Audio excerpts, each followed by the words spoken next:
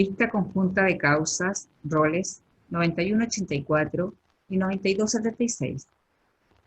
Requerimientos de inaplicabilidad por inconstitucionalidad respecto al artículo 470, inciso primero del Código del Trabajo. Tiene la palabra el relator, don José Francisco Leyton. Muchas gracias, señora presidenta. De conformidad con el autoacordado sobre vista de causas de este tribunal, certifico que se encuentra sesionando por vía remota el Pleno del Tribunal Constitucional integrado por la totalidad de sus señoras y señores ministros. En esta vista conjunta de causas, ambos requerimientos impugnan la norma ya enunciada que establece que la parte ejecutada de los procesos de ejecución laboral solo puede oponer dentro del plazo a que se refiere la sistemática de dicho procedimiento las siguientes excepciones: pago de la deuda, remisión, novación y transacción. A efectos de la relación de ambas causas y dadas las características diferenciadas que presentan en sus gestiones pendientes y los conflictos de constitucionalidad relacionados con dichas gestiones, es que serán relatados primero cada requerimiento con sus respectivos traslados presentados por las partes requeridas. Así, en causa rol 9184, el requerimiento es presentado por Corporación Nacional del Cobre de Chile, Codelco Chile División Andina. Expone la actora que actualmente se sigue ante el segundo juzgado de letras de los Andes, demanda ejecutiva sobre cobro de indemnización sustitutiva por falta de aviso previo y de indemnización convencional por años de servicio, iniciada por el señor Jonathan Solís Oliveros. Se habría accionado, explica, en razón de una carta de despido. Indica que excepcionó de prescripción de la acción ejecutiva a la que fue declarada admisible en julio de 2020. Por resolución de julio del presente año fue acogida reposición de la demandante, recurso enderezado indica únicamente contra la determinación del tribunal de recibir la causa a prueba, motivo por el cual se citó a las partes a oír sentencia y se dejó sin efecto la resolución que determinó la recepción de la causa a prueba. En agosto del presente año fue dictada, luego de lo anterior, sentencia definitiva dándose lugar a la solicitud de incremento del crédito formulada por la ejecutante, fijándose en un 30% del total adeudado, y se rechazó la excepción de prescripción opuesta por su parte, la requirente, disponiéndose con ello que debe proseguirse con la ejecución hasta hacer entero pago a la ejecutante de las sumas adeudadas con reajustes, intereses, y junto a ello fue también condenada en costas. Indica que el juez de la instancia desestimó la excepción de prescripción de la acción deducida por su parte, amparándose en la normativa que ahora cuestiona de inaplicabilidad contenida en el artículo 470, inciso primero del Código del Trabajo. Y al fallo señalado interpuso el correspondiente recurso de apelación, que fue concedido por el tribunal y que constituye la gestión pendiente vinculada con el requerimiento de inaplicabilidad deducido. Indica en dicha consecuencia que la norma cuestionada restringe la posibilidad de oponer excepciones en el procedimiento ejecutivo laboral y con ello contraviene la Constitución. A dicho efecto, desarrolla en el requerimiento 4 capítulos de inconstitucionalidad. En primer término, alega infracción a la igualdad ante la ley. Refiere que las alegaciones ventiladas por la ejecutante en la gestión pendiente y en particular sus actuaciones y peticiones tienen mayor relevancia que las excepciones o alegaciones que plantea su parte por la sola aplicación de la ley que impide oponerlas, lo que constituye en la especie una discriminación arbitraria. Y esa discriminación, señala, es arbitraria en tanto carece de razón suficiente para desplazar un derecho subjetivo como es el que tiene la requirente de acceder a los tribunales y de poder ser tratado de igual manera que otros al ser privado de las facultades que emanan en última instancia de su derecho de propiedad al limitar posibilidades de defensa procesal que son del todo plausibles. En segundo término, alega vulneración al derecho a la tutela judicial efectiva. Explica que el contenido esencial de este derecho comprende la facultad real o la posibilidad cierta de que el tribunal competente conozca efectiva y concretamente los motivos de hecho y de derecho que funden las alegaciones, defensas o excepciones del sujeto que ha sido emplazado en un juicio ejecutivo cuando sostenga que el título invocado no es tal, que carece de fuerza ejecutiva o adolece de vicios que no lo hagan exigible o que no cumple con los requisitos para ser invocado y ser reputado con la fuerza ejecutiva que se pretende, cuestiones que no es posible de ser alegadas en razón de la aplicación del norma. En tercer término, Alega infracción al derecho al debido proceso, señala que se menoscaba su derecho a un debido proceso y a uno de sus componentes esenciales, cuál es el derecho a ser oído y a presentar descargos, antecedentes o incluso prueba que tenga disponible. Si se admite una acción o demanda ejecutiva, a pesar de que el título invocado emana de un contrato, de una estipulación, o a sabiendas de que respecto de la cláusula en cuestión existirían discrepancias interpretativas, refiere que no cabe sino entender que hay un procedimiento o abuso de un déficit legislativo por el ejecutante para, por esa vía, forzar a un pago. Y finalmente alega transgresión al derecho de propiedad. Señala que la norma cuestionada erosiona esta garantía desde que puede verse obligada ilícitamente a liberar recursos a través de un procedimiento ejecutivo forzosamente sin que exista un título ejecutivo más bien legítimo que ampare al demandante acreedor. Y ello es singularmente grave, señala la requirente, atendida la cuantía de los montos comprometidos y la imposibilidad de poder discutir en sede judicial si procede a liberarlos por aplicación de la preceptiva cuestionada. Por lo expuesto, solicita en definitiva que el requerimiento sea acogido en todas sus partes. Declarado admisible, confiriéndose traslado de fondo a Fojas 399 con fecha 22 de octubre del presente año, evacúa el traslado a la parte del señor Jonathan Solís Oliveros, ejecutante en la gestión pendiente, y solicita el rechazo en todas sus partes del requerimiento deducido.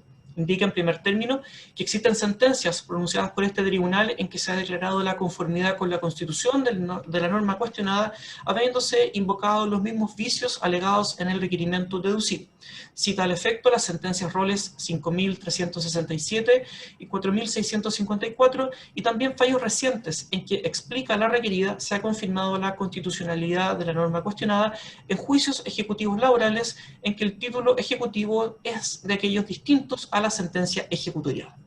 Y analizando la jurisprudencia invocada por la parte requirente, indica la requerida que ninguno de los fallos se refiere a una situación en que el título ejecutivo sea la carta de aviso de término de relación laboral y que al mismo tiempo se haya opuesto una excepción de prescripción, pues cada excepción se basa y protege distintos bienes jurídicos y principios. Y en el caso de la prescripción refiere, este es la certeza jurídica, lo cual dista del fundamento del resto de las excepciones. Y esto último, explica la requerida, es de relevancia porque para determinar si una norma es inaplicable por inconstitucionalidad, se debe realizar una ponderación de derechos y al mismo tiempo confrontarlos con principios que en este caso rigen en el derecho del trabajo, por lo que no existe punto de comparación entre las sentencias que son citadas por la parte requirente en su libelo y la situación del caso concreto. Agrega en segundo término que no hay gestión pendiente en que pueda resultar decisivo el precepto cuestionado. Explica que la gestión pendiente invocada y señalada en el requerimiento es un procedimiento ejecutivo laboral sustanciado ante el segundo juzgado de letras de los Andes, en el cual se dictó sentencia definitiva en agosto del presente año, pero además se refiere a un procedimiento donde no procede la apelación de la sentencia definitiva, sino de las excepciones opuestas, lo que había sido ya fallado previamente en la dictación de la sentencia definitiva. Y la resolución que declaró inadmisible la excepción de prescripción es de 30 de julio de 2020 y del 4 de agosto también del mismo año. Esta resolución, que sí era apelable, no fue objeto de recurso alguno por la parte requirente. De esta forma, la resolución que se pronuncia sobre la excepción de prescripción está resuelta, firme y ejecutoriada a este respecto.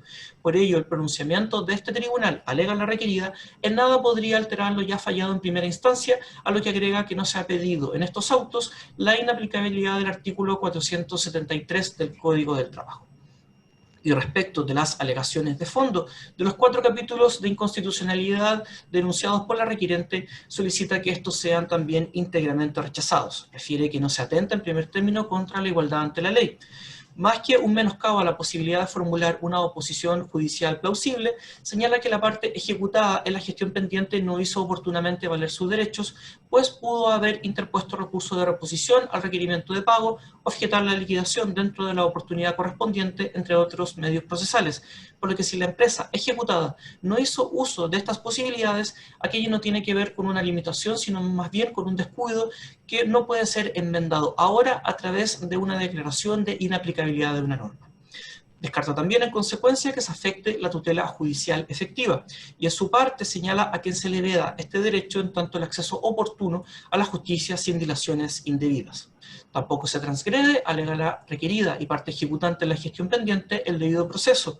Refiere que no siendo arbitraria ni desproporcionada la exclusión de la excepción de prescripción del artículo 470, inciso primero del Código del Trabajo, no se está privando a la empresa de su derecho al debido proceso. Y al contrario, si se le permitiera interponer excepciones distintas a las expresamente enunciadas en el artículo, existiría desigualdad de armas que perjudicaría a los trabajadores como parte más débil en la relación laboral, y aquello fue precisamente lo que se pretendió evitar al momento de excluir la excepción de prescripción del artículo 470, inciso primero del Código del Trabajo. Y finalmente, refiere, no se transgrede el derecho de propiedad de la parte requirente.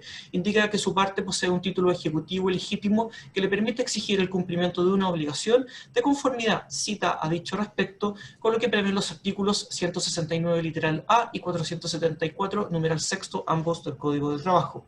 Refiere en consecuencia que es dueño de las indemnizaciones ofrecidas en la oferta irrevocable realizada por el empleador y que la oferta contenida en la carta de aviso constituye, por tanto, un título traslaticio de dominio en el cual se manifiesta la intención del empleador respecto de transferir el dominio sobre ese dinero al trabajador. Solicita en consecuencia que sea desestimado en todas sus partes el requerimiento deducido en causa ROL 9184. Por su parte, en causa ROL 9276, el requerimiento es presentado por Universidad Metropolitana de Ciencias de la Educación con fecha 11 de septiembre del presente año. Indica Universidad Metropolitana de Ciencias de la Educación que la gestión pendiente corresponde a un juicio ejecutivo que se sigue ante el Tribunal de Cobranza Laboral y Previsional de Santiago, en que se busca la ejecución de una sentencia dictada por el Segundo Tribunal de Letras del Trabajo de Santiago.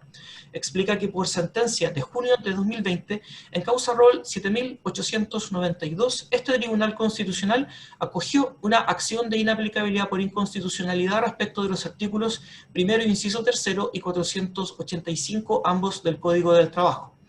Por sentencia dictada por el Segundo Tribunal del Trabajo de Santiago de mayo de 2019 y que constituye el título ejecutivo invocado, esta sentencia se habría fundado en normas declaradas por tanto inconstitucionales, por lo que no tiene validez ni puede constituir, por ello, un título ejecutivo, en los términos señalados en el artículo 464 del Código del Trabajo, por cuanto este tribunal determinó que los artículos ya referidos, esto es, primero, inciso tercero y 485, resultan contrarios a la Constitución y por ello inaplicables a los funcionarios públicos, por lo que no cabe sino concluir, alega la requirente, que no estamos en presencia de un título ejecutivo que tenga las características de ser perfecto y en consecuencia válido.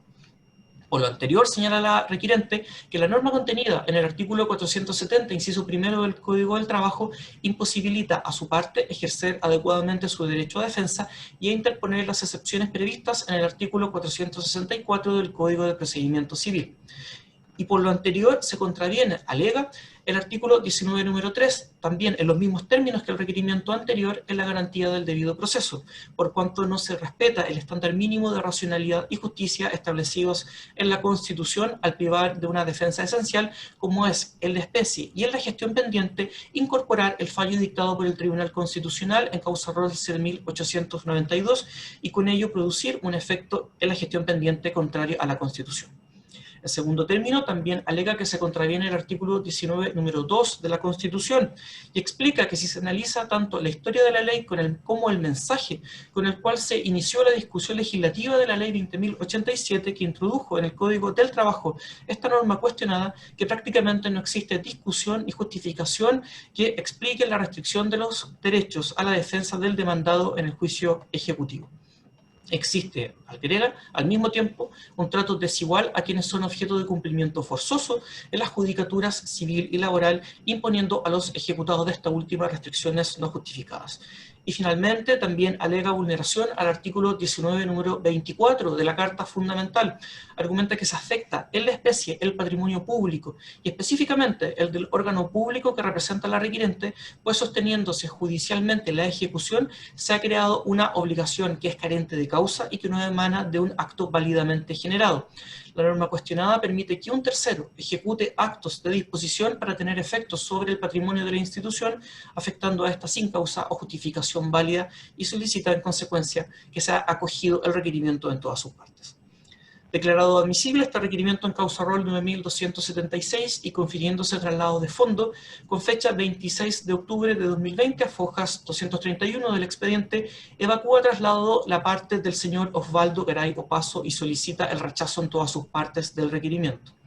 Indica en primer término que de acogerse la totalidad de la norma que se solicita inaplicar por la parte requirente, y no solo la parte que limita las excepciones, torna inocua la sentencia de este tribunal para el evento en que se acogiera este requerimiento, pues carecería de norma basal para construir la interpretación que en la sede de cobranza ha exigido la parte requirente.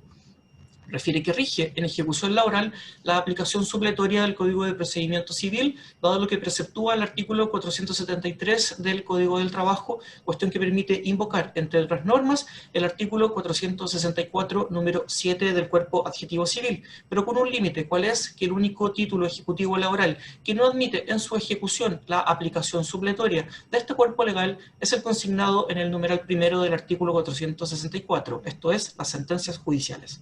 Y así no fue reprochada la norma que correspondía cuestionar, dada la tesis que presenta la requirente en su libro. Y agrega que el Tribunal de Cobranza Laboral y Previsional de Santiago ya resolvió la excepción interpuesta por el ejecutado, declarándola inadmisible. El problema de fondo, añade, es que se trata de un problema de estricta legalidad y no uno de constitucionalidad relativo a la interpretación de normas legales vinculadas con las excepciones en ejecución laboral y las que se encuentran insertas en el Código de Procedimiento Civil aplicables supletoriamente. La norma cuestionada más bien es conforme con la Constitución, máxime si se trata de un título ejecutivo indubitado consistente en una sentencia judicial ejecutoriada, y admitir el criterio sostenido en el requerimiento implicaría alterar una sentencia ejecutoriada que goza de autoridad de cosa juzgada y burlar el sistema de recursos. De aceptarse la tesis del requerimiento, alega la parte requerida, se afectaría la tutela judicial efectiva y su derecho a la ejecución de resoluciones firmes, cuestiones que son fundamentales en un Estado de Derecho. Y también agrega que no se contraviene el debido proceso en los términos señalados en el requerimiento. En el juicio en que recayó la sentencia ejecutoriada que sirve de título ejecutivo y en el actual proceso de ejecución, la actora ha ejercido todos los derechos asociados a un justo y racional procedimiento. Finalmente, también contraviene tanto la alegación referida a la vulneración a la igualdad ante la ley como al derecho de propiedad. Refiere que el derecho laboral, por su carácter intuitivo, difiere del derecho civil, lo que justifica sus importantes diferencias. Y más bien, finalmente, señala que lo que se pretende que se asuma como afectación de la garantía del derecho de propiedad invocada por la requerente no es más que el efecto propio que genera en el patrimonio de un deudor la cobranza de una obligación indubitada contenida en una sentencia ejecutoriada en favor del acreedor, cuestión del todo amparada por la Constitución. Solicita en consecuencia que sea rechazado este requerimiento en causa rol 9276. A fojas 457 en causa rol 9184 y a fojas 244 en causa rol 9276 respectivamente fueron traídos los autos en relación. Es todo, señora Presidenta. Muchas gracias. Por la requirente, en rol 9184 y hasta por 10 minutos, tiene la palabra don Emilio Ferro.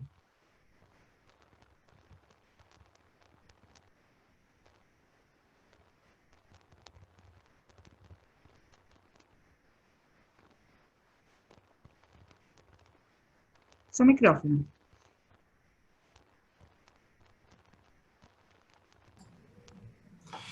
Buenos días, señora Presidenta, con su venia y la de vuestras señorías excelentísimas, alego por la División Andina de Codelco Chile y solicito que este requerimiento sea acogido y declarado inaplicable el artículo 470 en su inciso primero. El título ejecutivo invocado por el demandante a la gestión pendiente es la comunicación o carta de aviso del término del vínculo laboral. ¿Qué ocurrió? ¿Por qué se inició el juicio ejecutivo? Lo que sucedió es que en la carta de despido se señaló por error que de acuerdo al convenio colectivo de trabajo al ejecutante le correspondería percibir el pago de una indemnización por año de servicio por 40.500.000 pesos y fracción. Pero tan pronto se advirtió el error, se le envió inmediatamente otra carta y el finiquito en el que se le indicó al ejecutante que la suma correcta a pagar por ese concepto, por 5 años de servicio, era la cuantiosa suma de 22.800.000 pesos y fracción. Naturalmente, este error dio origen a una investigación interna en la división andina encaminada a esclarecer por qué, producto de una fórmula aritmética muy menor, se produjo tamaño de error, digamos.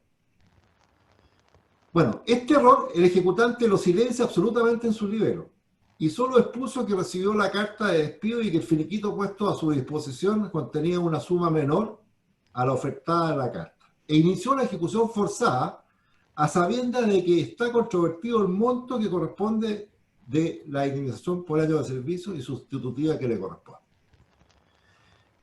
Codelco no escamotea ni le va a pirquinear derechos laborales a sus trabajadores, pero no corresponde que el ejecutante se aproveche a sabiendas de un manifiesto error en el que se incurrió en la carta de aviso de término del contrato, asilándose en el efecto que a la misma le confiere el artículo 169 letra A del Código del Trabajo para iniciar una ejecución forzosa por una suma de más de 40.500.000 pesos, casi el doble a la que le corresponde por 5 años de servicio.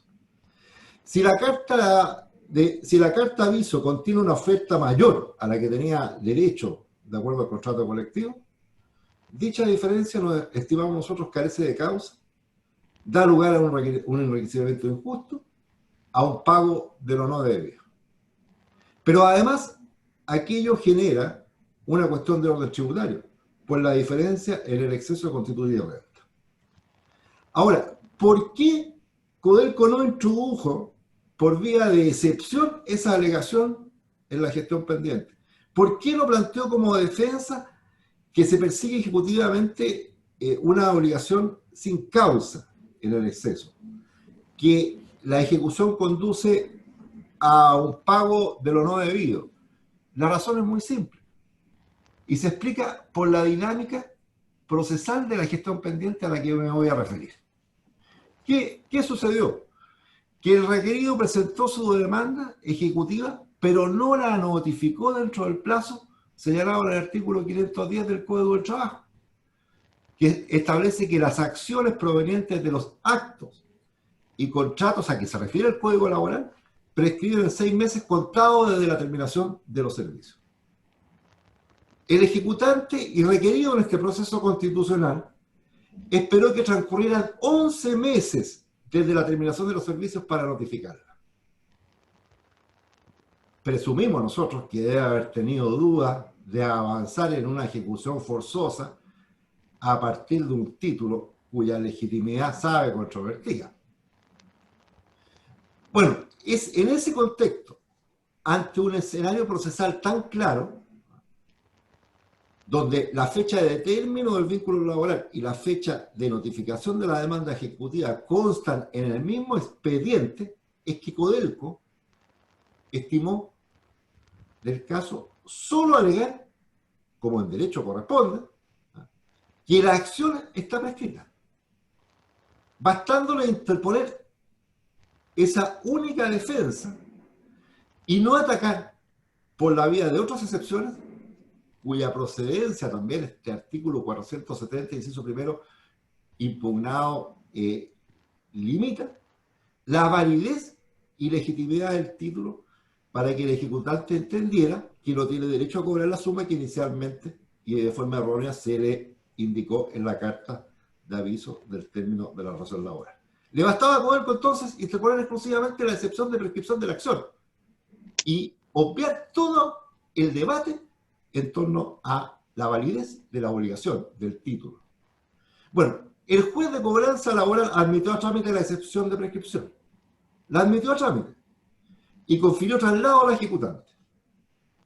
El ejecutante evacuó el traslado y ¿qué es lo que sostuvo? Que el plazo de prescripción aplicable es de 3 años. Y subsidiariamente, que no ha transcurrido el plazo de 6 meses a la fecha de presentación de la demanda, por lo que la prescripción del artículo 510 del Código Laboral no sería aplicable en su caso.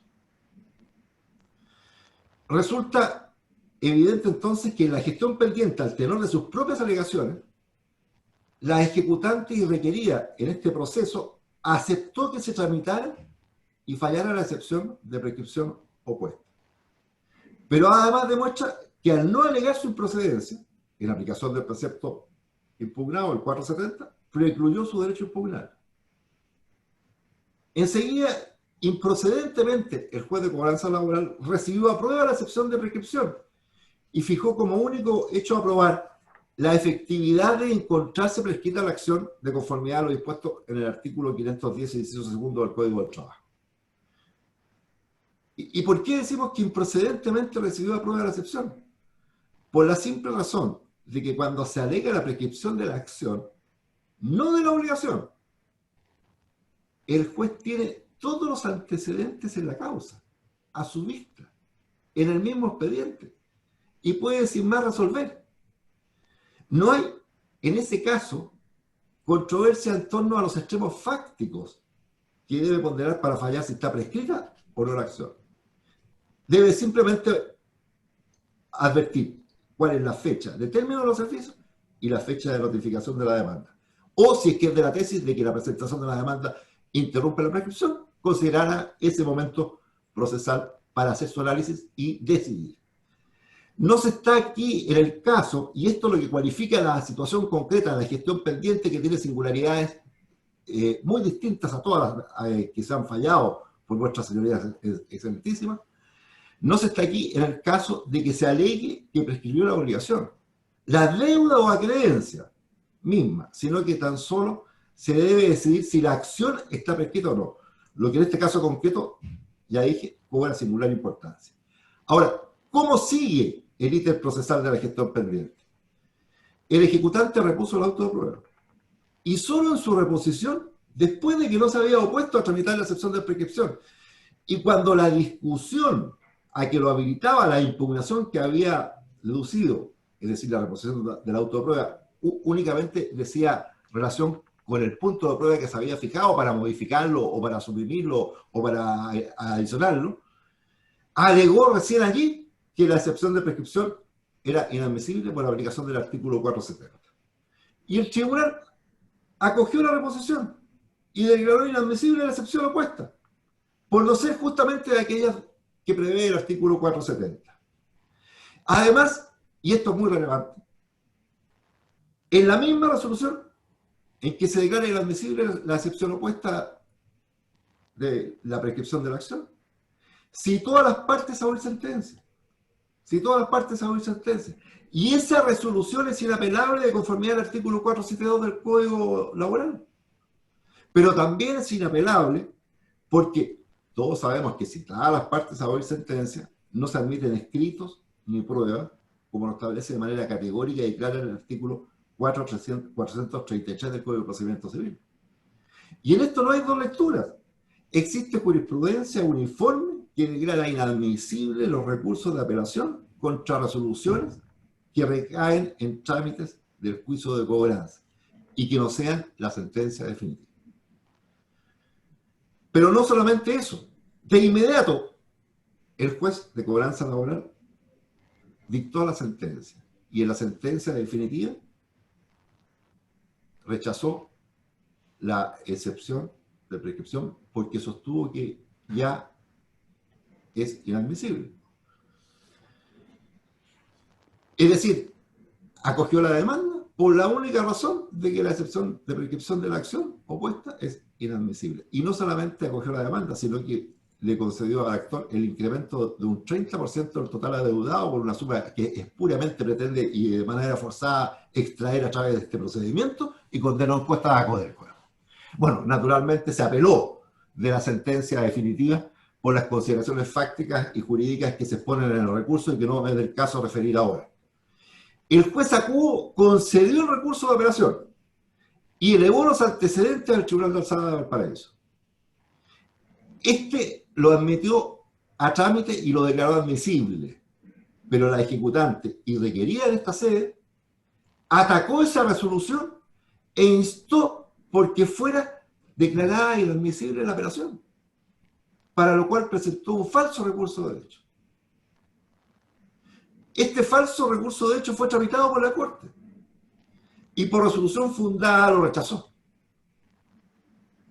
Es claro, me parece a mí entonces, que la competencia específica del Tribunal de Alzada de Valparaíso se contrae a resolver si la excepción de prescripción del artículo 510 laboral, que ya he dicho, no se refiere al crédito que se cobra, sino que a la acción, es procedente o no. Sobre eso es lo que debe resolver la Corte. Es lo único pendiente de decisión en esa instancia. Pero ocurre que la norma impugnada le impide a ese órgano jurisdiccional conocer y pronunciarse sobre la excepción de prescripción de la acción. De allí que habilitar ese conocimiento y posterior fallo es imprescindible. Y para ello es menester declarar inaplicable la norma que se ha impugnado. El ítem procesal de la gestión pendiente que he debido describir, digamos, nos permite descartar las causales de inadmisibilidad del requerimiento alegadas por la contraria. ¿Qué es lo que sostiene esta? Que el precepto legal no resulta decisivo en la resolución del asunto y que no existe gestión pendiente, lo que funda en que la resolución que declaró inadmisible la excepción de prescripción de la acción no fue apelada, pues solo se apeló de la sentencia definitiva. Pero ya expliqué que la resolución que declaró inadmisible la excepción de prescripción de la acción es inapelable, que en la misma resolución el juez del fondo citó a las partes a oír sentencia, con el efecto que yo trae aparejado, no se admite ninguna clase de escrito. Por ello, no divisamos cómo podría haberse recurrido a apelaciones en esa contingencia si la ley expresamente niega el recurso. Además, es un hecho indubitado que la gestión existe. De eso no hay duda.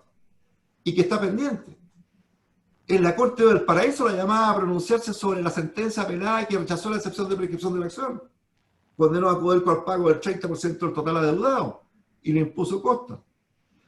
Todo ello justamente después de aplicar el juez de primer grado al precepto objetado. Esa es entonces la competencia específica del Tribunal de Alzada, sobre lo que tendrá que pronunciarse y que la propia Corte ratificó cuando rechazó por resolución ejecutoriada el falso recurso de hecho por el que la requería pretendía que se declarara inadmisible el recurso de apelación. La contraria cita e invoca el artículo 472 del Código del Trabajo para justificar su tesis de que debió apelarse de la resolución que desestimó la excepción de prescripción. Pero lejos de favorecer la invocación que hace de esa norma, estimamos que lo perjudica.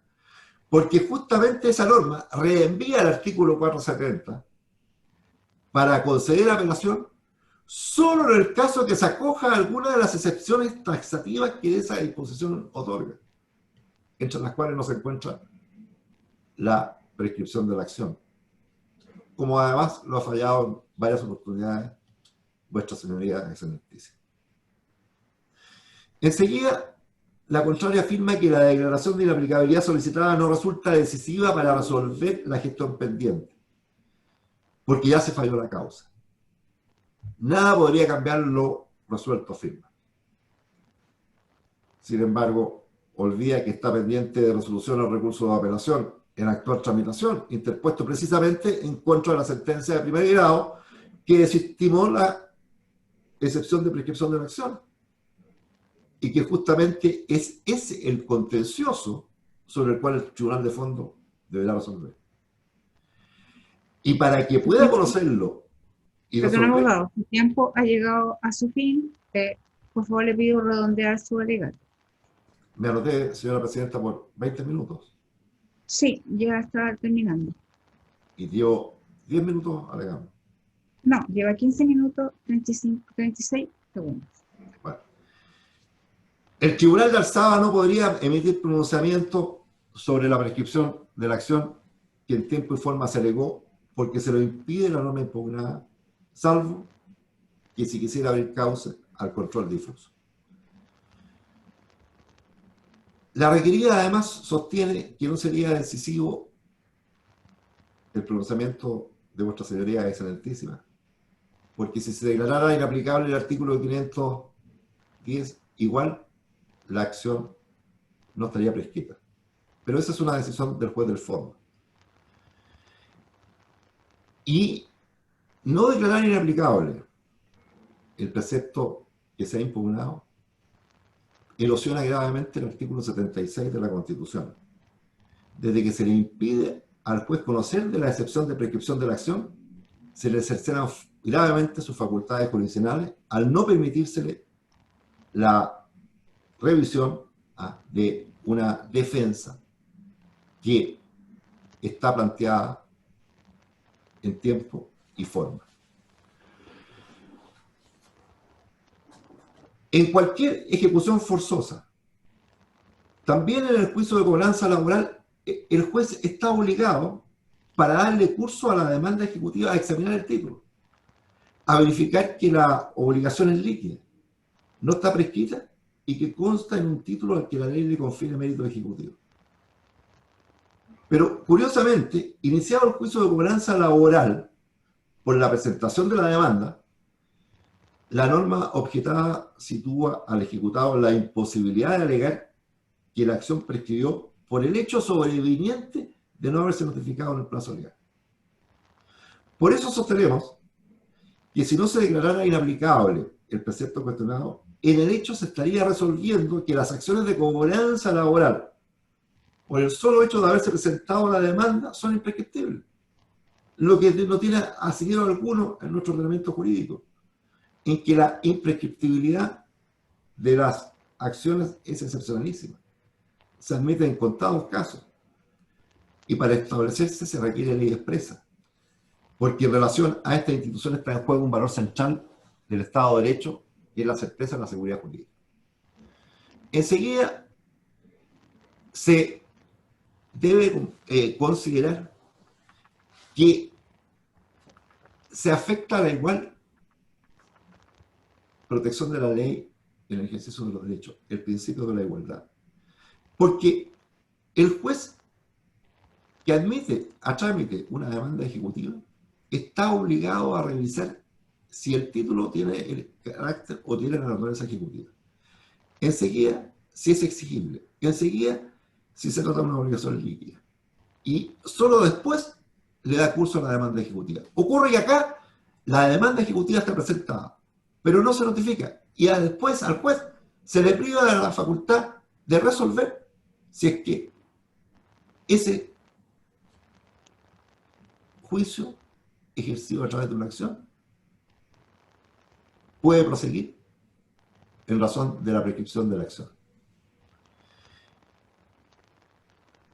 Existen pronunciamientos ya adoptados en estas materias por vuestras señorías excelentísimas. No es efectivo que los casos que se citan por la requerida, los roles que indica, sean similares al que se falla, al que se está conociendo. No hay ninguna sentencia pronunciada en donde el título invocado sea una carta de aviso y se haya planteado como excepción la prescripción de la acción. No existe ninguna. De los 10 roles en que se ha acogido la impugnación del artículo 470, inciso primero, el que cita la contraria dice relación a un título que es una carta de aviso, pero se alegaba la prescripción de la obligación y no de la acción. Enseguida, y para ir cerrando, la finalidad que tuvo el legislador y que se cita en la sentencia como argumento para justificar que estos fines del proceso laboral de celeridad, de actuación de oficio, pudieran verse resentidos o menoscabados si es que se admitieran excepciones distintas a la del 470. En este caso no se ve, en caso alguno, menoscabado. Porque interpuesta la excepción, el juez ni siquiera tiene que dar traslado. El juez tiene los antecedentes en el expediente mismo, en la causa, para fallarla. Y si da traslado, ese traslado es de 3 días. De manera de que no hay aquí ninguna posibilidad de estimar o argumentar de que por el solo hecho de presentarse una excepción de prescripción de la acción, se van a ver menoscabados los fines que tuvo presente el legislador de la ley 20.087 para diseñar estos procedimientos laborales. Menos se puede estimar afectado el principio pro-operario que también se invoca para justificar el diseño procedimental del legislador de la ley 20.087. ¿Por qué? Porque en este caso concreto se trata de un ejecutante, un alto ejecutivo de la División Andina de Codelco, un ingeniero que recibía una remuneración significativa, que por su propia desidia no notificó la demanda dentro del plazo que tenía y por consiguiente tiene que asumir sus propias responsabilidades por aquello, de modo que esta situación cualifica y distingue absolutamente la decisión que se tendrá que adoptar en el caso concreto respecto de otros procesos en los que pudieran estar implicadas impugnaciones similares a la que se está alegando en relación al artículo 470, inciso primero. Por tales consideraciones, solicito a vuestra señoría excelentísima que acojan este requerimiento. Muchas gracias. Gracias a usted. Por la requiriente, en causa rol 9276, y hasta por 10 minutos, tiene la palabra doña Alfonsina Peña. Muchas gracias, su señoría. Con la venia de su señoría excelentísima, alego en estos autos en representación de la Universidad Metropolitana de Ciencias de la Educación, solicitando se acoja el presente requerimiento en atención a los siguientes argumentos. En primer lugar, tenemos que ver cuál es la gestión pendiente ante el Tribunal Ordinario Especial. Como ya comentó el señor relator, en el caso que nos ocupa es la causa ejecutiva ingresada ante el Juzgado de Cobranza Laboral y Provisional de Santiago bajo el RIF C2759-2020, caratulada Garay con Universidad Metropolitana de Ciencias de la Educación.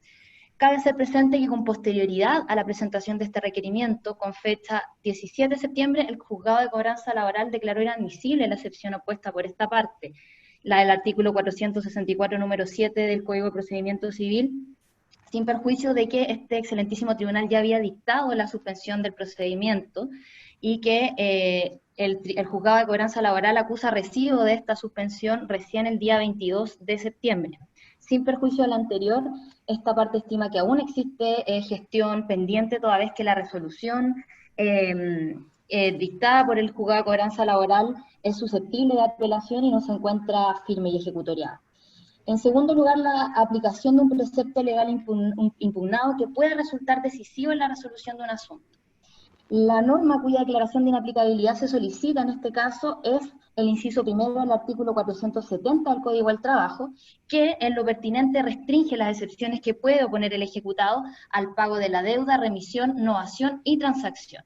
Es decir, solamente la defensa de la parte ejecutada se puede restringir a esas excepciones.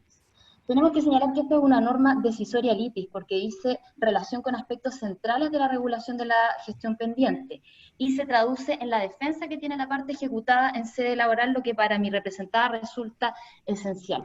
¿Y por qué resulta esencial? Porque mi representada, tiene derecho a hacer valer todas las excepciones que contempla el 464 del Código de Procedimiento Civil, en particular aquellas que dicen relación con el título ejecutivo que sirve de fundamento a la ejecución. Y en ese sentido, la sentencia en que se funda la ejecución fue dictada en virtud de normas declaradas inaplicables por inconstitucionales en Autos Rol 7892. En esa causa se determinó que el artículo 1 y el 485 del Código del Trabajo eran inaplicables y que desvirtúan el estatuto constitucional y legal que corresponde a los servidores estatales, y que en el fondo revisar actos relativos a un funcionario conforme a criterios laborales propios del sector privado por tribunales especiales implica desconocer el concepto del juez natural y la regulación integral de la carrera funcionaria que el artículo 38, inciso primero de la Constitución, reenvía a la Ley Orgánica Constitucional 18.575. Por lo tanto, esta norma, el artículo 470 del Código del Trabajo, inciso primero, tiene una aplicación decisiva en la gestión pendiente, porque le impide a esta parte ejercer las excepciones que puedan atacar el mérito ejecutivo del título ejecutivo bajo el cual se sustenta la ejecución a mi representada, y que, como ya dijimos, consiste en una sentencia dictada conforme a preceptos declarados inconstitucionales. En tercer lugar, la impugnación debe estar fundada razonablemente. En ese sentido, estimamos que hay una vulneración al artículo 19, número 3 de la Constitución, al debido proceso racional y a un racional y justo procedimiento. La jurisprudencia de este excelentísimo tribunal ha delimitado cuáles son los elementos que configuran esta garantía, entre ellos la publicidad de los actos jurisdiccionales, el derecho a la acción, el oportuno conocimiento de ella por la parte contraria al emplazamiento, la defensa, la libre producción de la prueba, la bilateralidad de la audiencia y la facultad de interponer recursos ante tribunales superiores. Y también la jurisprudencia de este excelentísimo tribunal ha reconocido que el debido proceso implica ciertas garantías mínimas, como poder contar con medios apropiados de defensa que permitan oportuna y eficazmente poder presentar las pretensiones que se estimen pertinentes o discutirlas de la otra parte, y en el fondo se debe excluir todo procedimiento que no permita a una persona hacer valer sus alegaciones o defensas, o la restrinja de tal forma que la coloque en una situación de indefensión o de inferioridad. Por lo tanto, estimamos que la norma impugnada vulnera el artículo 19, número 3, no respetando este estándar de mínimo de racionalidad y de justicia establecido por la Constitución, porque priva de una defensa esencial como es poder hacer valer una excepción que permite impugnar la fuerza ejecutiva del título que sirve de fundamento a la ejecución, pudiendo incorporar en sede de cobranza el fallo del Tribunal Constitucional causa 7892. Asimismo, estimamos que hay una vulneración a la garantía del 19, número 2, la igualdad ante la ley y la prohibición de discriminaciones arbitrarias. En ese sentido, la igualdad ante la ley consiste en que las normas jurídicas deben ser iguales para todas las personas que se encuentran en las mismas circunstancias, pero también consecuencialmente diversas para las que se encuentran en situaciones diferentes. Por lo tanto, la igualdad implica una distinción razonable entre quienes no se encuentran en la misma condición. Y el Tribunal Constitucional ha determinado y ha señalado que en el fondo las características y circunstancias del caso concreto son de suma relevancia en la decisión jurisdiccional que tiene que hacer el propio Tribunal Constitucional de acuerdo a si una norma es conforme o no a la Constitución y la relevancia de que ese precepto impugnado pueda tener en el caso concreto. Por lo tanto, eso no significa necesariamente una contradicción abstracta y universal con la norma constitucional. Es decir, en el caso concreto tiene una relevancia importante. Si se analiza la historia de la ley y el mensaje con el cual se dio inicio a la tramitación de la ley 20.087, que fue la que introdujo en el Código del Trabajo la norma impugnada, prácticamente no existe ninguna justificación ni discusión que explica la restricción de los derechos de la defensa del demandado en el juicio ejecutivo. Tampoco es posible encontrar algún tipo de justificación a través del análisis sistemático de las normas que rigen la materia y que permiten comprender por qué una persona no puede ejercer dentro de su oposición o defensa la excepción del número 7 del artículo 464 del Código de Procedimiento Civil. Por lo tanto, entendemos que acá existe un trato desigual a quienes son objeto de cumplimiento forzoso en la judicatura civil versus quienes son objeto de cumplimiento forzoso en la judicatura laboral, imponiendo restricciones que no son justificadas y que no se ajustan a un criterio de racionalidad y proporcionalidad. Y finalmente estimamos que existe una vulneración al derecho de propiedad, porque en este caso se afecta el patrimonio público, específicamente el patrimonio de la Universidad Metropolitana de las Ciencias de la Educación, porque se ha sostenido judicialmente la ejecución en base a una sentencia que ha creado una obligación carente de causa y que no emana de un acto válidamente generado. Tenemos que recordar que la Constitución en el artículo 19, número 24, asegura el derecho de propiedad en sus diversas especies sobre toda clase de bienes, ya sean corporales o incorporales, y el precepto impugnado permite finalmente que un tercero ejecute actos de disposición para tener efectos sobre el patrimonio de la institución, afectándolo sin causa o sin una justificación válida y vulnerando de esa manera la garantía del numeral 24 del artículo 19 de la Constitución. Por lo tanto, solicito a su señoría excelentísima acoger el presente requerimiento declarando que la aplicación del artículo 1, del inciso 1 del artículo 470 del Código del Trabajo resulta contraria a los preceptos contenidos en el artículo 19, número 2, número 3 y 24 de la Constitución Política de la República, debiendo declararse inaplicable por ser contraria a la Constitución en la gestión pendiente que corresponde al juicio ejecutivo laboral caraturado Garay con Universidad Metropolitana de Ciencias de la Educación, RIT C 2759-2020, seguida ante el Juzgado de Cobranza Laboral y Provisional de Santiago. Muchas gracias. Gracias a usted. Por la parte demandante de la gestión pendiente, en rol 9184 y hasta por 10 minutos, tiene la palabra don José Tomás Peralta. Su micrófono. Sí. Su señoría excelentísima, yo me anoté con 30 minutos, no sé si hay un error ahí. No, no hay un error, lo que pasa es que estas materias son conocidas del tribunal, se han dictado numerosas sentencias, usted se le han asignado 10 minutos, pero si necesita más, los puede solicitar al final de su alegación. Muchas gracias, señoría excelentísima. Bien, señoría excelentísima, alego en representación de la parte requerida solicitando que se rechace el recurso de inaplicabilidad por inconstitucionalidad. En primer lugar, me referiré brevemente a las cuestiones de forma y hacer algunas rectificaciones de hecho respecto de lo señalado por mi distinguido colega. Respecto a las cuestiones de forma, en primer lugar, existen pronunciamientos reiterados respecto de la materia que se está solicitando, en este caso el pronunciamiento del tribunal. No es efectivo que no hayan fallos idénticos a esta causa. Hay dos fallos que no los voy a repetir porque ya están citados en el evacúa traslado y en las observaciones que se hizo al presente requerimiento, pero uno de ellos, que es el fallo 5367, establece expresamente que se requiere la inaplicabilidad por inconstitucionalidad, el artículo 470, inciso primero, y 473, inciso final, en virtud de una carta de término de contrato y en virtud de la excepción de prescripción extintiva alegado por la parte. Ese fallo está citado y acompañado en el evacúa traslado por esta parte. También nos encontramos nosotros con el fallo 4654, que es absolutamente idéntico, ya que en el mismo también se solicita la inaplicabilidad por inconstitucionalidad del 470, inciso primero, del inciso final del 473, y se opone la excepción de prescripción extintiva. En consecuencia, sí hay dos fallos que ya se han pronunciado, y como señala don Cristian Maturana y don Mario Mosquera en grandes jus procesalistas, señalan de que debe rechazarse ese requerimiento de inaplicabilidad por falta de fundamento plausible, ya que el objetivo es que se debe evitar la multiplicidad de requerimientos que estén destinados al fracaso, ya que este Tribunal Constitucional ya se ha pronunciado sobre la constitucionalidad del 470, inciso primero, en relación a la excepción de prescripción extintiva.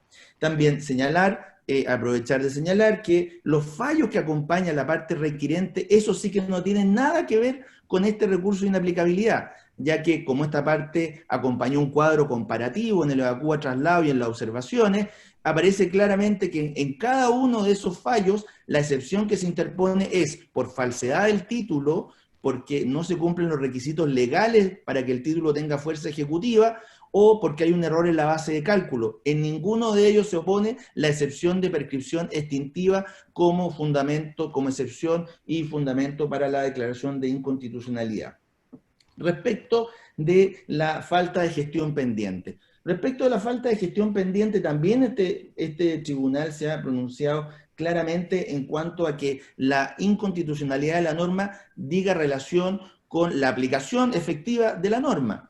Y en este sentido, mi distinguido colega comete una imprecisión y una omisión en el mismo requerimiento, en el cual se señala en las páginas 2, párrafo 3 y 7, párrafo 1, me parece, señala que en primera instancia la resolución del 30 de julio del año 2020 no habría habido un pronunciamiento sobre la inadmisibilidad de la prescripción, lo que no es efectivo. Sí hubo un pronunciamiento. Cuando esta parte repone del auto de prueba y se acoge la reposición de esta parte, además se indica de que se declara inadmisible la prescripción extintiva porque no está contemplada en el artículo 470, inciso primero. Lo dice expresamente. Y, por su parte, el distinguido colega ha señalado que no procedía el recurso de apelación. Eso es totalmente falso, ya que el artículo 470, en juego con el artículo 472, el artículo 472 del Código del Trabajo, ¿qué establece? Establece que en este procedimiento no procede el recurso de apelación, salvo en el caso del artículo 470.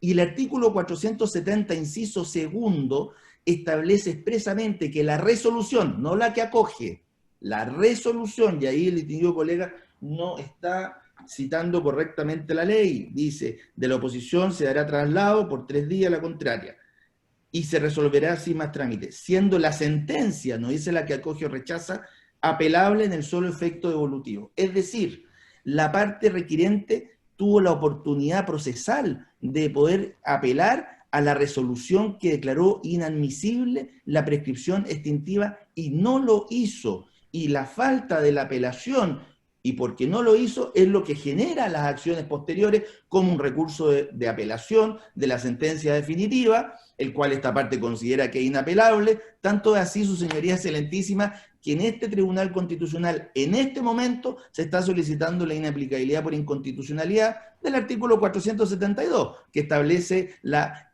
inapelabilidad de la sentencia definitiva. Pues bien, primera instancia lo declaró, dio curso a la apelación, la segunda instancia también, pero eso no significa que efectivamente vayan a acoger el recurso de apelación, ya que el artículo 472 es clarísimo. No son apelables las resoluciones, salvo la que se pronuncia sobre las excepciones, que ya se pronunció y que desgraciadamente la requerente no interpuso recurso de apelación dentro de plazo. En consecuencia, respecto de la falta de una gestión pendiente, en este caso no hay gestión pendiente, porque ya se aplicó el 470 inciso primero. Cuando se pronunció sobre la excepción, la requerente no apeló y esa resolución se encuentra firme y ejecutoriada. Y la sentencia del 4 de agosto del año 2020 lo único que hace es reiterar la resolución que declara inadmisible la prescripción y agregar el incremento que establece el artículo 169 letra A del Código del Trabajo. Eso es entonces respecto de la falta de una gestión pendiente.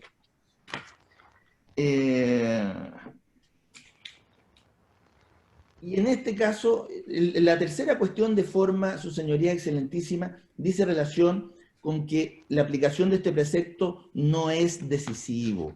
Claramente que no es decisivo, su señoría excelentísima. Y no es decisivo porque el despido de mi representado, valga decir, además, cuando se dice que este es el despido de un alto ejecutivo, que por su desidia, que son cuestiones realmente impresionantes, es un supervisor, que fue despedido el 25 de julio del año 2019.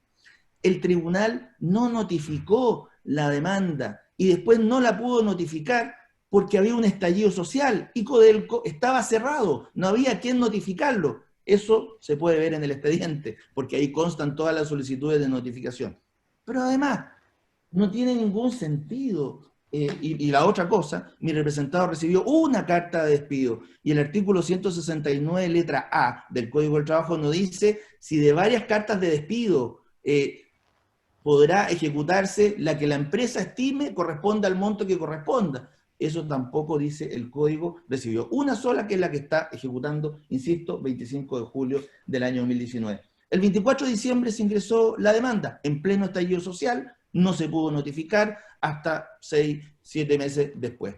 Pero eso no tiene ninguna relevancia, su señoría excelentísima, porque nuestra excelentísima Corte Suprema ya ha zanjado la cuestión y ha señalado en el fallo 15.135-2020 que en el peor de los casos, la prescripción extintiva que se aplica al cobro de las acciones ejecutivas es la del artículo 442 del Código de Procedimiento Civil de 3 años, por lo cual jamás se acogería la prescripción extintiva. Pero incluso, si se dijera, está bien, es la del artículo 510, inciso segundo, que es de 6 meses. Pues bien, el fallo 21.204 del año 2020, del 3 de junio de 2020, ahora fresquito, establece claramente que basta la interposición de la demanda para que se interrumpa la prescripción del artículo 510, inciso segundo, que es la que ha interpuesto la parte demandada. Y esta demanda se ingresó el 24 de diciembre del año 2019, o sea, 5 meses después de la emisión de la carta de despido en consecuencia. Es absolutamente, la aplicación del precepto no es decisivo, ¿ya? Porque aun cuando se declarara inconstitucional el artículo 470, inciso primero, se va a rechazar la prescripción extintiva por una jurisprudencia de la Corte Suprema o por la otra, pero no se va a aceptar en ninguno de los casos.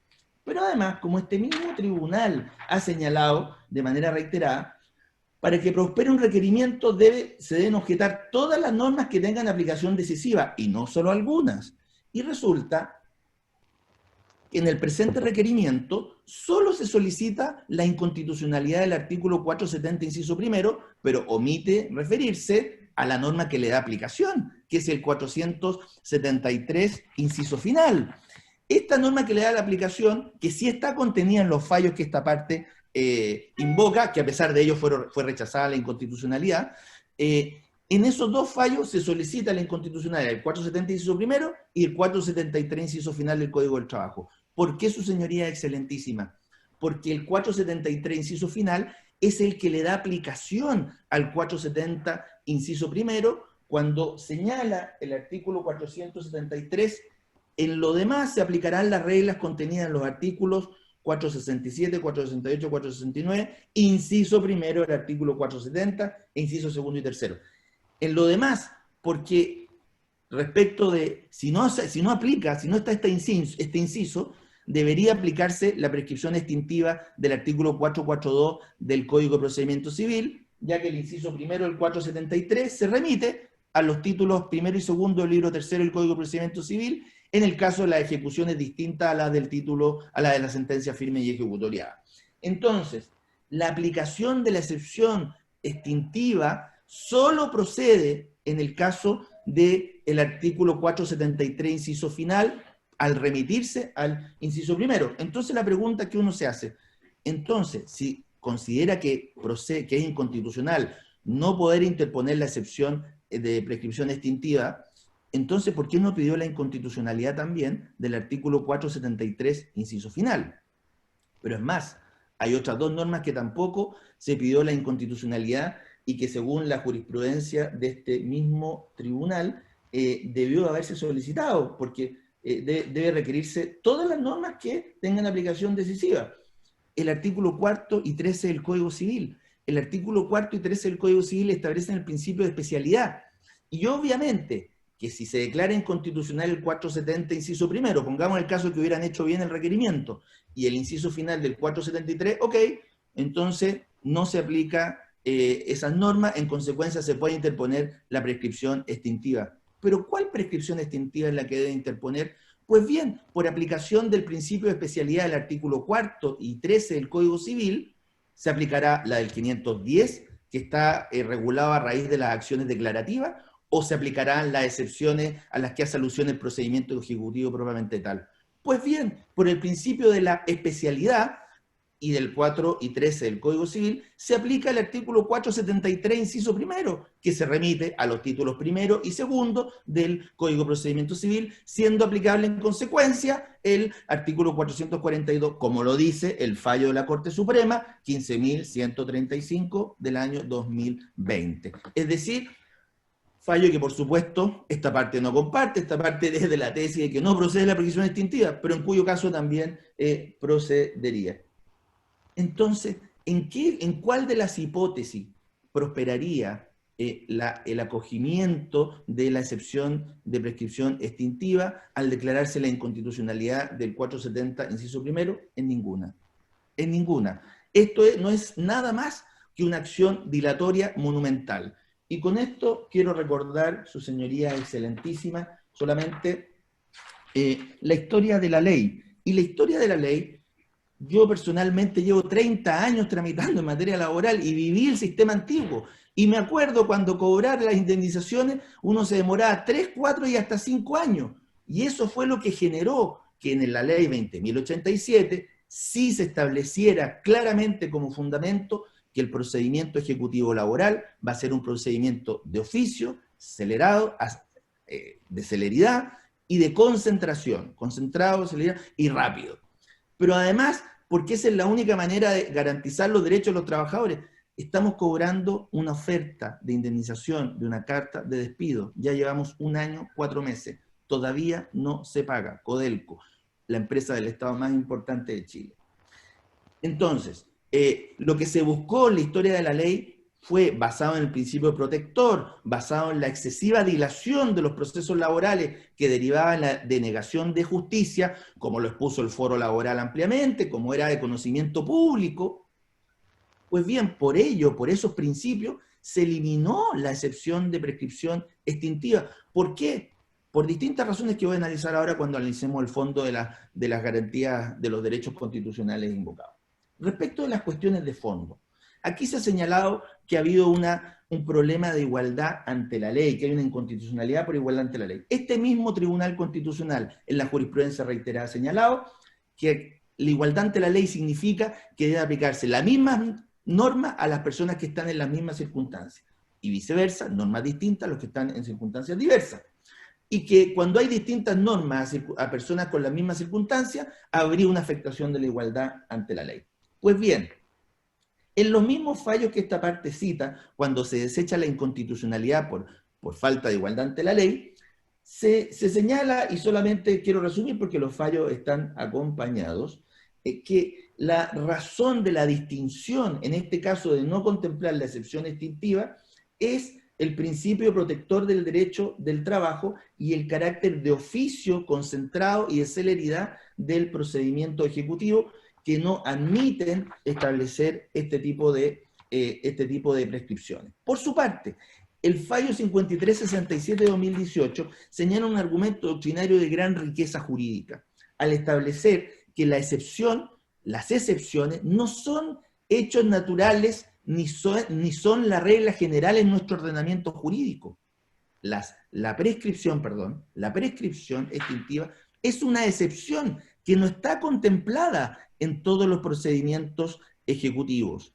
Tanto es así que nosotros podemos ver que hay muchos procedimientos ejecutivos que contemplan diversa cantidad de excepciones, y hay 2 procedimientos ejecutivos más que no contemplan la prescripción como excepción, como es el caso de la ley de abandono familiar, el artículo 12, y pago de pensión alimenticia, la ley 14.908, y como en el procedimiento ejecutivo por inconcurrencia del socio en los gastos de la sociedad legal minera, artículo 197 del Código de Minería.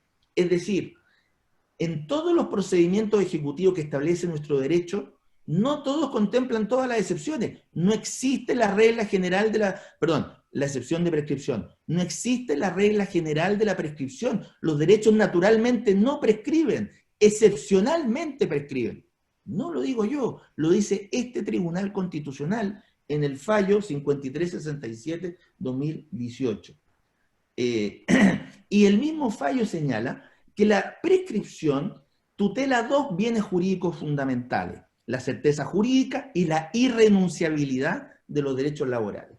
Dada la entereza, la naturaleza de lo que es una oferta de pago de indemnización que hace un empleador a un trabajador, se establece que en este caso la ley 20.087, de los 2 bienes jurídicos que tutela la prescripción, optó por la irrenunciabilidad de los derechos laborales y no por la certeza jurídica.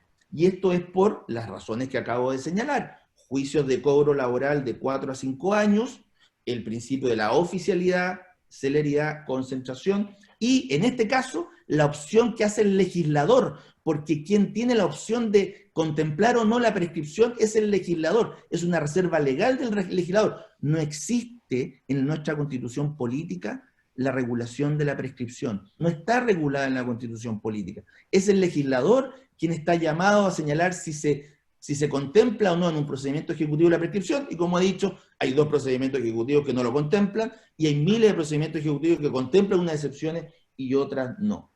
Por su parte, en este sentido, se establece que el fundamento de la distinción legal, 19 número 2 de nuestra Constitución, es que no se puede establecer una diferenciación con arbitrariedad. Y aquí no hay arbitrariedad, aquí no hay capricho al hacer la distinción. Hay un fundamento importantísimo, que es la irrenunciabilidad de los derechos laborales y todos los principios formativos del derecho del trabajo, que hacen que cuando uno ofrece una suma de dinero en un finiquito y no lo paga 1 año o 4 meses después, obviamente estamos en presencia de un acto de denegación de justicia. Respecto a la tutela judicial efectiva, que es la otra situación que se señala para argumentar la inconstitucionalidad de la norma, la tutela judicial efectiva, definida por este mismo tribunal como el derecho de las personas que se tutelen, valga la redundancia, sus derechos, con todas las garantías con todas las garantías y sin que se produzca la indefensión. Pues bien, como ya señalé, al momento en que el empleador ofrece de manera, y quiero resaltar, su señoría excelentísima, la siguiente palabra que utiliza el Código del Trabajo en el artículo 169, irrevocable. El artículo 169 no dice que es una oferta irrevocable que podría prescribir. o es una oferta irrevocable que, dependiendo de los vaivenes de la cobranza, podría revocarse, porque lo que está haciendo es revocable o irrevocable. La ley dice que es irrevocable. Entonces, en este caso, se establece de manera excepcional que no corresponde a la prescripción, porque en este caso la oferta es irrevocable, y vamos a ver más adelante lo que eso significa. Por lo cual, el legislador en este caso ha optado por los principios de fondo y de forma del Código del Trabajo, ¿cuál es? Que es la protección, en este caso, del derecho del trabajador, que sí ingresa a su patrimonio, que es el derecho a exigir el cumplimiento de esta oferta de pago de indemnización. Respecto del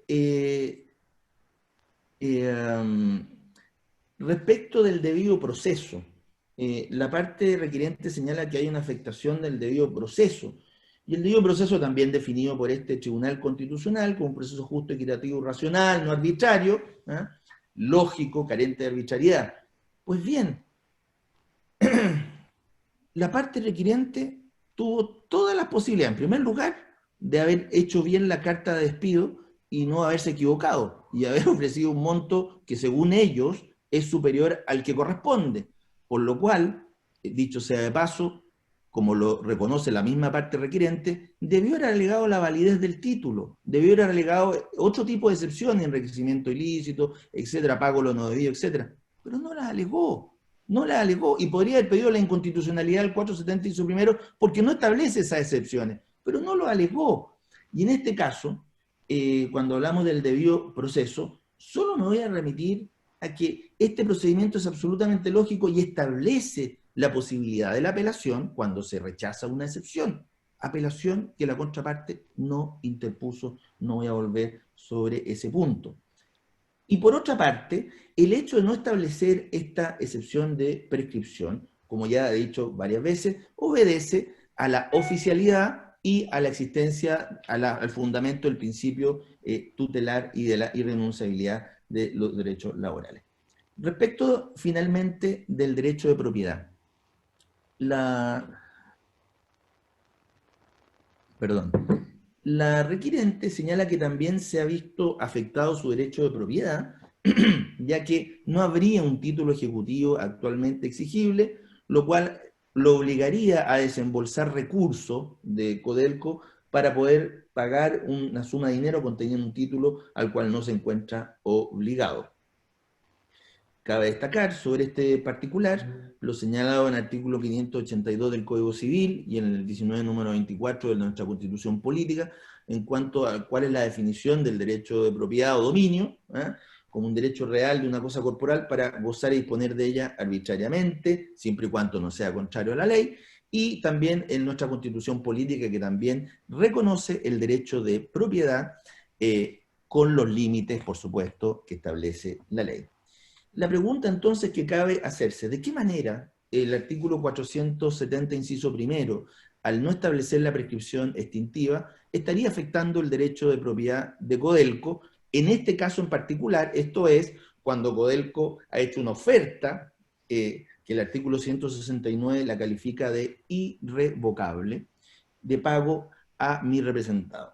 Pues bien, como se puede entender, la carta de despido manifiesta expresamente la voluntad de transferir el dominio al trabajador, al señalar, señor, yo a usted le debo esta cantidad de dinero, está manifestando su intención de transferir el dominio, pero a la vez está generando el derecho de propiedad de mi representado sobre el derecho a exigir el pago del monto ofrecido. Y sobre ese particular, su señoría excelentísima, quisiera señalar que el único derecho de propiedad que realmente está afectado es el de mi representado, ya que nos encontramos frente a un proceso dilatorio totalmente infundado y que ha llevado a que mi representado no pueda ejercer su derecho de propiedad personal sobre el derecho a exigir el cumplimiento de la oferta. Porque para Codelco ya no es dueño de esa suma de dinero porque él ya ofreció irrevocablemente. No dice a menos que se declare la prescripción, el artículo 169, letra A del Código del Trabajo. Dicho sea de paso, que se creó para evitar los miles y miles de juicios laborales en los cuales lo único que se hacía era cobrar las ofertas de pago e indemnización por causar necesidades de la empresa.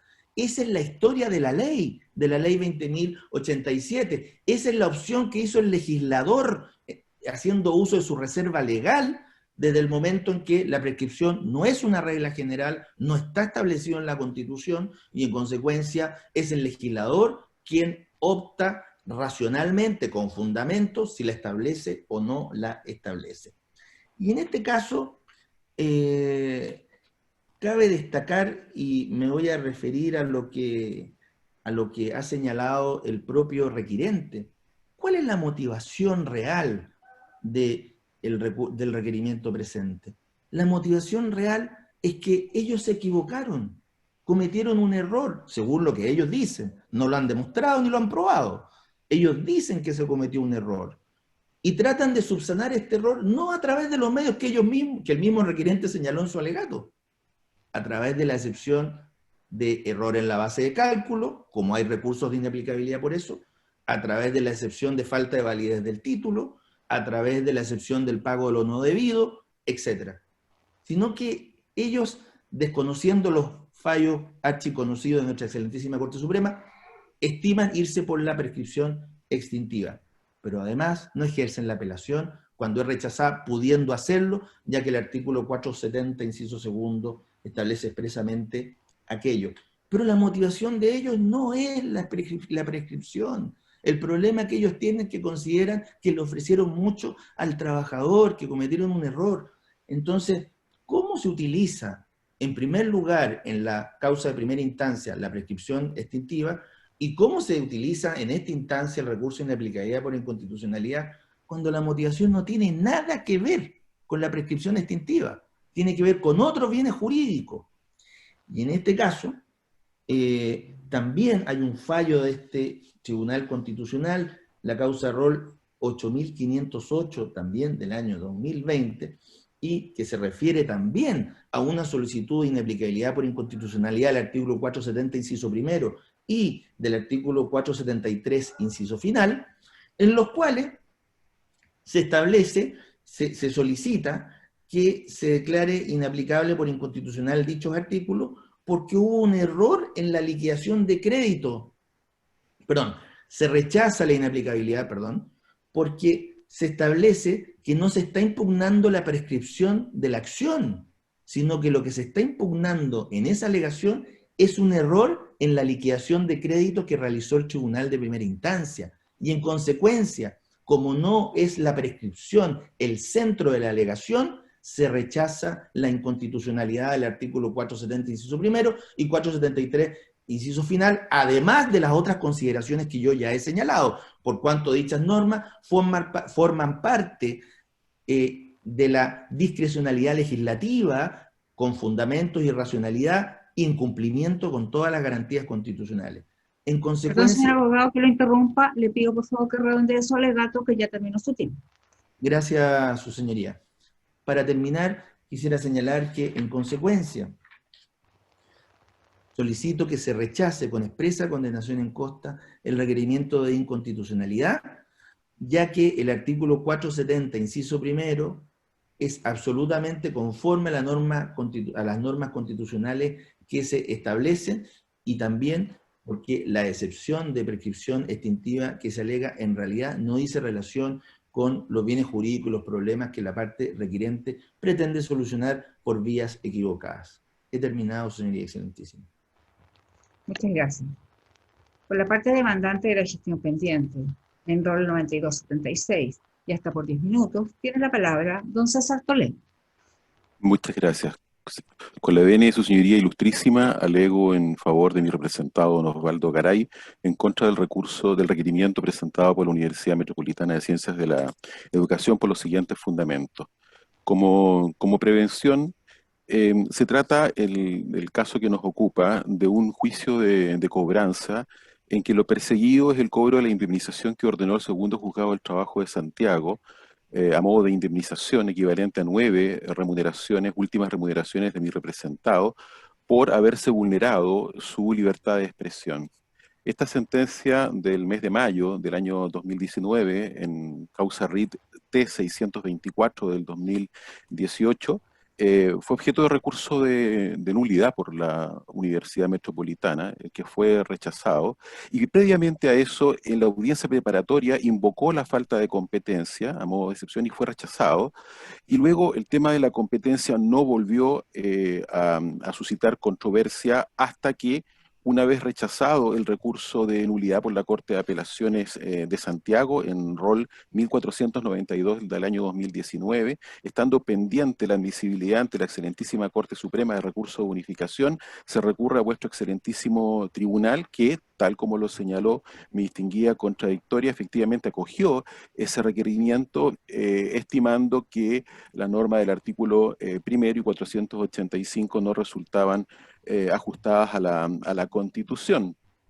Luego, cabe señalar que la excelentísima, en el recurso de unificación presentado por la Universidad Metropolitana, paradojalmente, el tema de la competencia no estaba en juego, al punto que, y aquí está lo paradojal, por una parte se solicitaba, bajo el argumento de la incompetencia de los tribunales para conocer una acción de tutela de funcionarios públicos, y en paralelo se estaba solicitando vía recurso de unificación a la excelentísima Corte Suprema que se acogiera a este recurso y que se dictara una sentencia que no tenía que ver con la competencia, sino que implicaba atribuirse la competencia. Primera gran paradoja, entonces.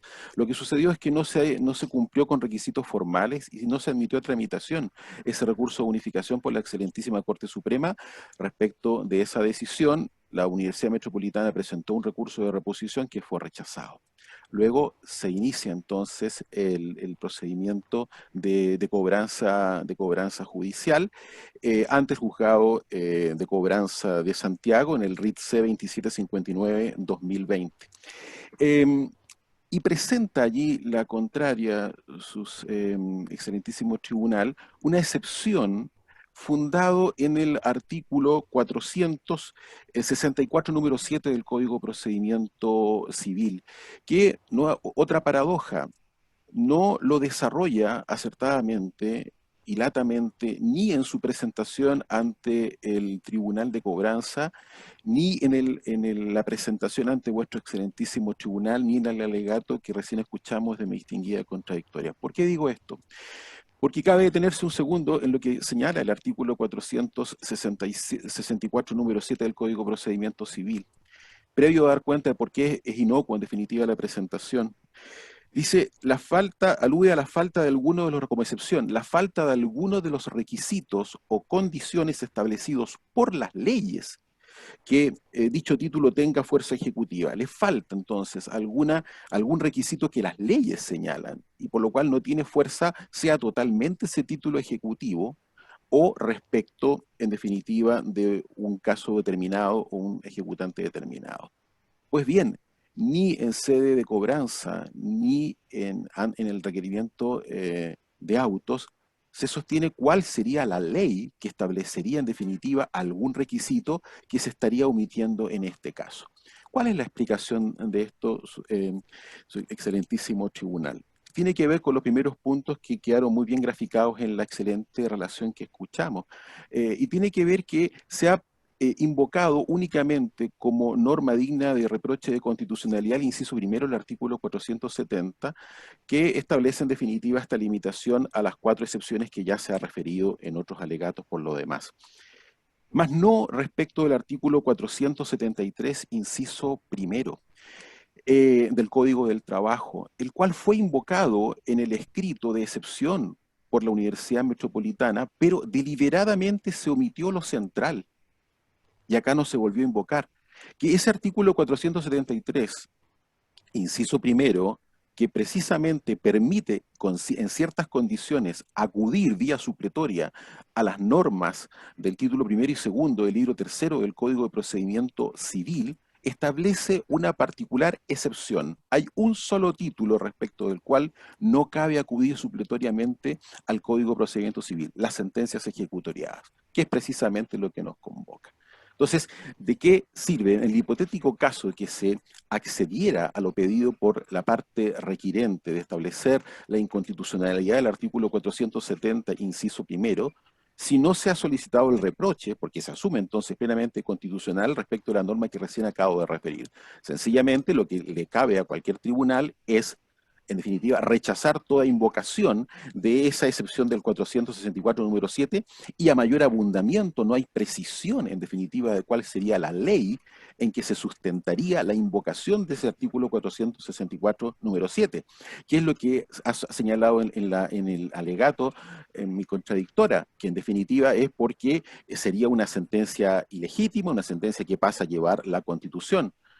Bueno, lo central es que no hay ninguna ley que prive en definitiva de fuerza ejecutiva a esa sentencia del segundo juzgado del trabajo de Santiago, más aún cuando la materia que fue objeto de conocimiento de vuestro excelentísimo tribunal, por lo demás ha sido objeto, con posterioridad, de una ley interpretativa, precisamente de la ley 21.280 del 9 de noviembre de este año, y ha estimado plenamente entonces aplicable a quienes mencionan en el inciso segundo del artículo primero la acción de tutela del artículo 485. Y luego también hemos invocado la imposibilidad de cumplimiento de lo demandado por la parte requirente, porque la gestión pendiente invocada era precisamente la interposición de excepciones en el juzgado de cobranza. Bueno, eso ya es tardío, porque sencillamente el 17 de septiembre del año 2020 se rechazó, en definitiva, la excepción interpuesta por la Universidad Metropolitana de Ciencias de la Educación. Por tanto, ya no hay gestión pendiente alguna. Se trata entonces de un asunto de mera interpretación de las disposiciones legales a que he hecho referencia, el artículo 470, inciso primero, 473, inciso primero, con relación al artículo 464, número 7, que por lo demás se encaminan a dar plena validez a... en definitiva, a lo que tiene que ver con el derecho a la ejecución, en definitiva, de lo resuelto en un tribunal, a ejecutar lo juzgado, tal como lo refiere por lo demás el artículo 76 de la Constitución de la República. Ahora bien, respecto de la plena constitucionalidad que nosotros alegamos del artículo 470, inciso primero, si bien compartimos que lo es respecto de cualquier tipo de título, bueno, nos abocamos especialmente y con particular intensidad a este título específico, que es una sentencia ejecutoriada.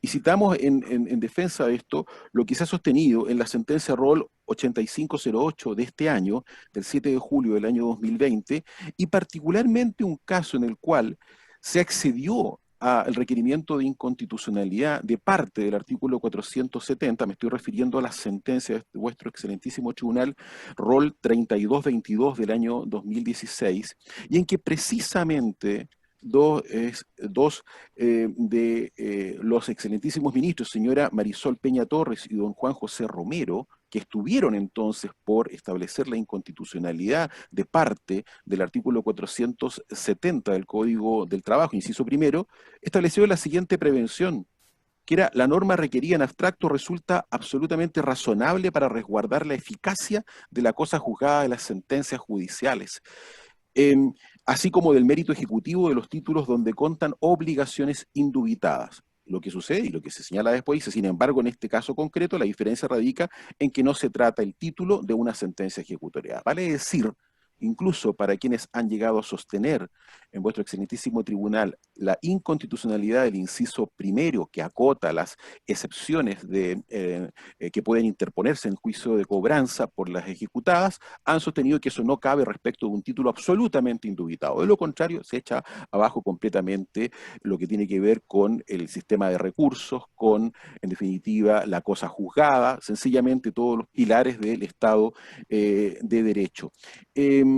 Y tal como lo refiere su señoría excelentísima, y ya voy terminando mi alegato, estamos sosteniendo acá la plena aplicabilidad de la tutela judicial efectiva, basándonos en la tutela judicial efectiva y particularmente en el derecho de ejecución de resoluciones firmes, como bien se detalla en la sentencia Rol 8508 de este año, en el sentido y compartimos esto de que las excepciones y limitaciones al derecho de ejecución de resoluciones firmes, además de concretar la defensa de la parte ejecutada, son ineludiblemente limitaciones del derecho fundamental a la ejecución de resoluciones judiciales firmes, de manera que esas limitaciones tienen evidentemente que ser excepcionales, razonables, fundadas en motivos lícitos, obedeciendo además a una reserva de ley, cosa que no sucede en este caso. Y por último, evidentemente no se advierte en lo absoluto afectación a los 3 derechos constitucionales que sostiene amagados.